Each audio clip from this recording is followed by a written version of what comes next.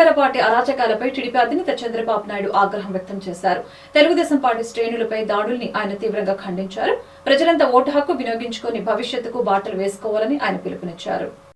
ప్రజలంతా ఓటు హక్కు వినియోగించుకోవాలని తెలుగుదేశం అధినేత చంద్రబాబు పిలుపునిచ్చారు. సతీమణి భువనేశ్వరి, లోకేష్ బ్రాహ్మణితో కలిసి ఉండవల్లిలోని పోలింగ్ కేంద్రంలో ఓటు హక్కు వినియోగించుకున్నారు. ఈ సందర్భంగా ఆయన మాట్లాడుతూ పల్నాడు, అన్నమయ్య జిల్లాలో దాడులపై ఈసీకి ఫిర్యాదు చేసినట్లు చంద్రబాబు చెప్పారు.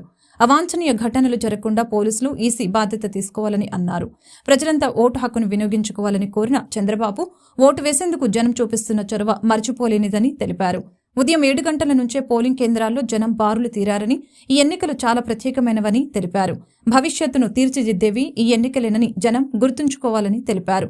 ఓటు మీ జీవితాన్ని మారుస్తుందని, భావితరాలకు భవిష్యత్తుకు పునాదులు వేస్తుందని చెప్పారు. ఇతర రాష్ట్రాల్లోని తెలుగువారు కూడా ఓటు వేసేందుకు వస్తున్నారని, విదేశాల నుంచి కూడా ఓటు వేసేందుకు తరలి వస్తున్నారని, అశ్రద్ధ చేయకుండా ఓటు హక్కు వినియోగించుకోవాలని కోరారు. సుపరిపాలనకు ఓటు నాంది పలకాలని పేర్కొన్నారు. పల్నాడు, అన్నమయ్య జిల్లాల్లో దాడులపై ఈసీకి ఫిర్యాదు చేశామని చంద్రబాబు తెలిపారు. ప్రజాస్వామ్యాన్ని అపహాస్యం చేస్తే మా కార్యకర్తలు చూస్తూ ఊరుకోరని, రౌడీయిజం, గూండాయిజంతో రెచ్చిపోతే ఉపేక్షించేది లేదని హెచ్చరించారు. అవాంఛనీయ ఘటనల్ని జరగకుండా పోలీసులు, ఈసీ బాధ్యత తీసుకోవాలని కోరారు.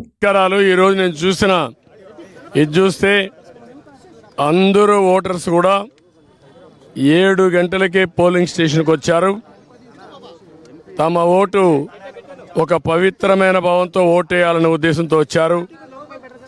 చాలా ఎన్నికలు చూశాను, కానీ ఈరోజు చూసింది మాత్రం చాలా ప్రత్యేకంగా కనపడుస్తుంది. ఓటు అనేది ప్రజాస్వామ్యంలో ఒక వజ్రాయుధం. వాళ్ళ జీవితాల్ని, సమాజ జీవితాన్ని, వాళ్ళ పిల్లల భవిష్యత్తుని తీర్చిదిద్దేది. అది గుర్తించారు. చాలా పెద్ద ఎత్తున వచ్చారు. రాష్ట్రం అంతా కూడా ఒకటే కోరుతున్నా, ఓటు మీ హక్కు, ఓటు మీ జీవితాలను మారుస్తుంది. అదే మరి మీ భవిష్యత్తును మారుస్తుంది.